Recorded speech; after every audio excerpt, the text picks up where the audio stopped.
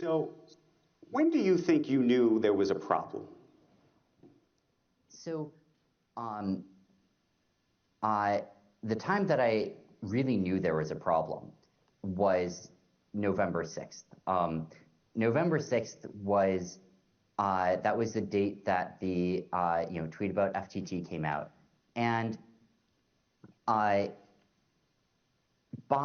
late on November 6th, we were putting together all of the data, putting together all the information that obviously I should have put together way earlier, that obviously should have been part of the dashboards I was always looking at. And when we looked at that,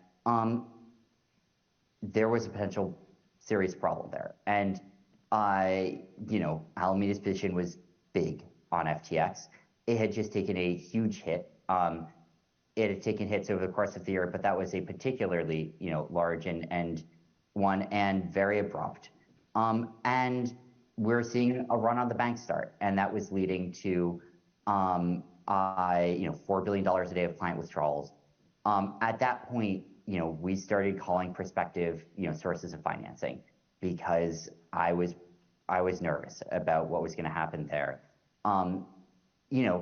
If you rewind even a few days, I was a little bit nervous, but not on nearly the same scale. And I was thinking about risks that were substantially less. When you say you were nervous, you were nervous the company was going to go under, you were nervous you were going to get caught. What were you nervous about?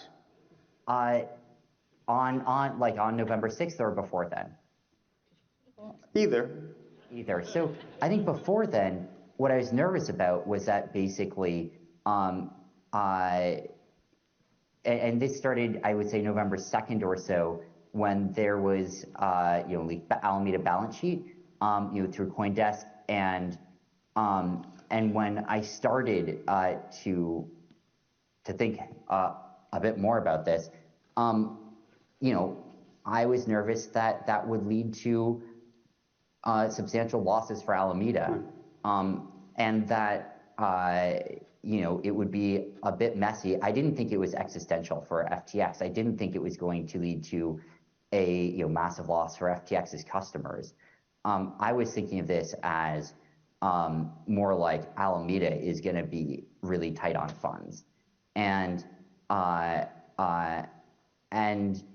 that maybe it would end up having some small impact on FTX, but not a significant one, not one that hurt customers at all.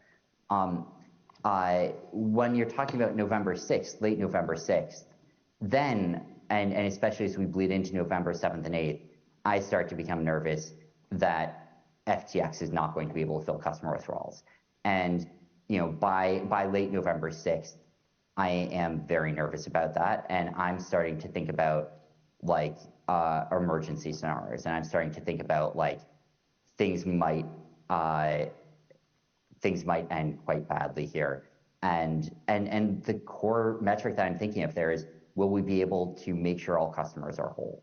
And on November 5th, I was feeling quite good about that. On November 7th, I was feeling quite uneasy about that.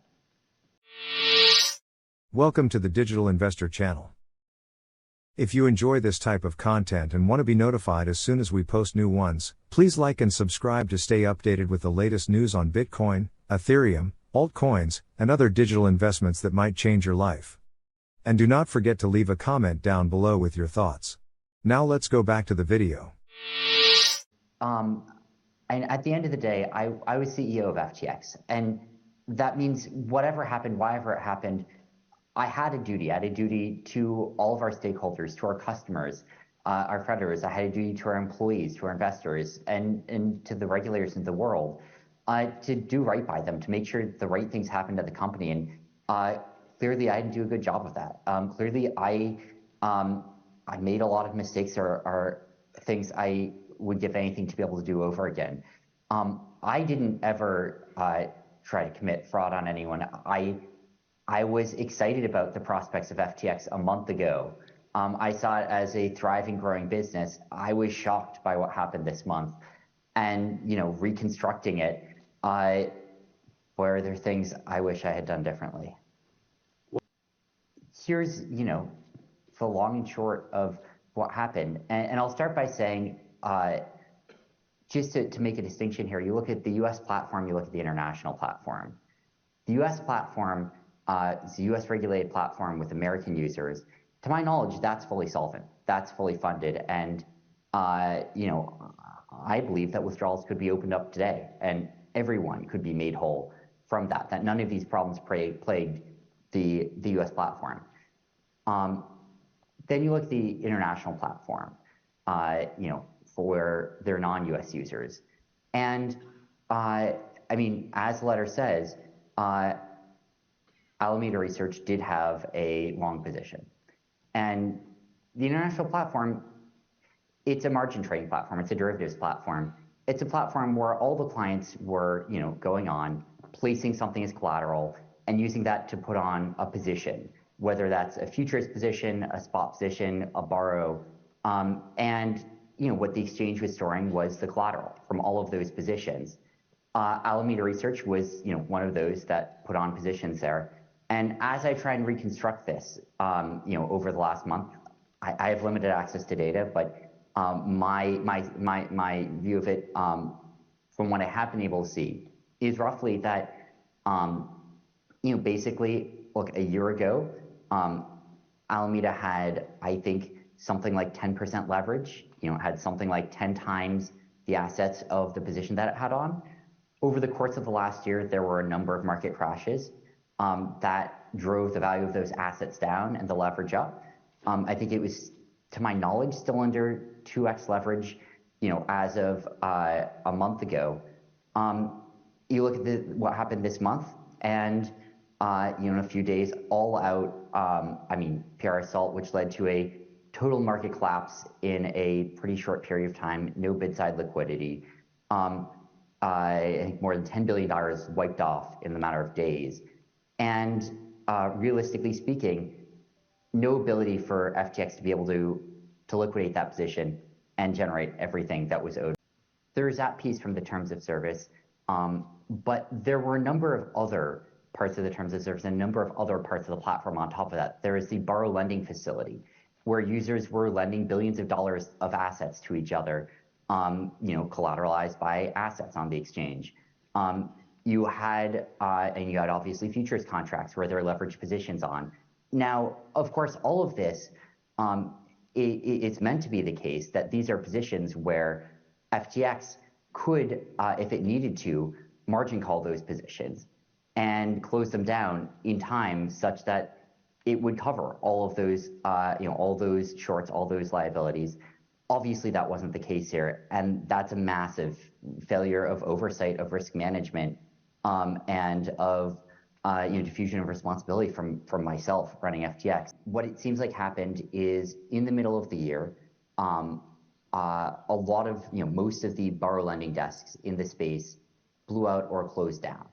And it seems like Alameda had, margin positions opened with them, and that it likely moved a bunch of that over to FTX this year when they shut down.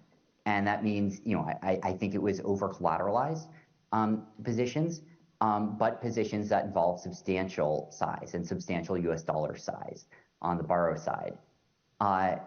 In terms of the accounting mistake, again, looking through what happened, I think that there is a substantial discrepancy between what the financials were, what the audited financials were, the true financials, what the exchange understood. All of that was consistent, versus what the dashboards that we had displayed for Alameda's account there, which substantially under-displayed the size of that position. And so that's one of the reasons that I was surprised when we dug into everything at how big that position had become.